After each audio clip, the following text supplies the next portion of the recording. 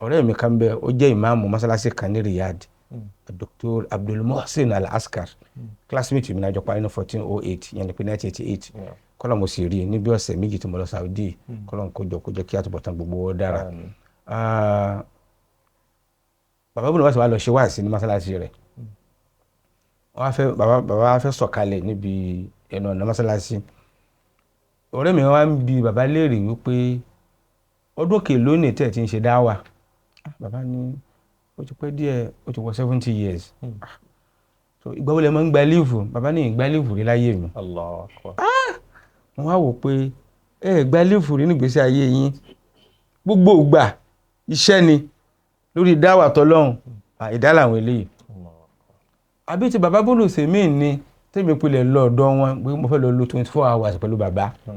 Bàbá ó ṣe wáàsí lẹ́yìn àsùbá, àyílà nìkan ni wọ́n ṣe wáàsí lẹ́yìn àyílà, wọ́n ṣe lẹ́yìn àlásàrì, wọ́n ka hadith pápá ìjọ lọ Riyadu Salihin.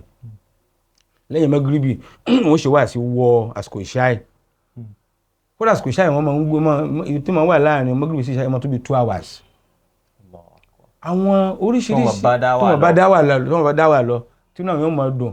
Bàbá wa láwọn ààyè tí bàbá kọ́ fúnra ara rẹ̀ yàtọ̀ fún ìtàn tí yunifásitì kọ́ tí wọ́n ń gba àwọn akẹ́kọ̀ọ́ tó wọ́n ń kẹ́kọ̀ọ́ níbẹ̀, kódà ẹni tó wá níyàwó tó tún mú ìyàwó wá. So tí pé ní wọ́n máa ṣe ìdánilẹ́kọ̀ọ́ fáwọn ènìyàn, wọ́n mọ̀ pé wọ́n ṣàkíyèsí gbogbo àwọn ìyẹn, ó máa ń jẹ́ ìdùnnú gbẹ́yìn tí a bá dọ́dọ̀ ọrú wọn. So irú àwọn bàbá bá ṣe mọ dákọ̀ lẹ́ẹ̀kan yẹn, ọrẹ títa yìí pọ̀, ọrẹ títa ó pọ̀ débi wípé wọ́n máa ń yáwó ṣe sádàkà ni. Kódà gbà mí àwọn sẹ́kẹ́tìrì wọ́n mọ̀ sọ pé Ọlọ́run pé kí bàbá ríran àfojú ni wọ́n. Bàbá ọmọ béèrè ní wípé ọ̀sẹ̀ kìí gbèsè wádìí olú báyìí náà la ó ti di 3 million riyals tá a jẹ́ o tá a tí san wọ́n ní pẹ̀lú gọ́lọ́n àwọn olówó tún fẹ́ kó owó dé, wọ́n sì tún fẹ́ kó dé lóòótọ́. Àmọ́ àwọn gangan wọn nílò fúnra ara wọn. Wọ́n fi ṣàánú àwọn èèyàn ni, akẹ́kọ̀ọ́ ni, opóbìnrin ni, ọmọ òrukàn ni, ẹni tó ní gbèsè ni, ẹni tó jẹ gbèsè ni, ẹni tó dáràn kó san díyà ni. Gbogbo ẹ̀ ni wọ́n máa san.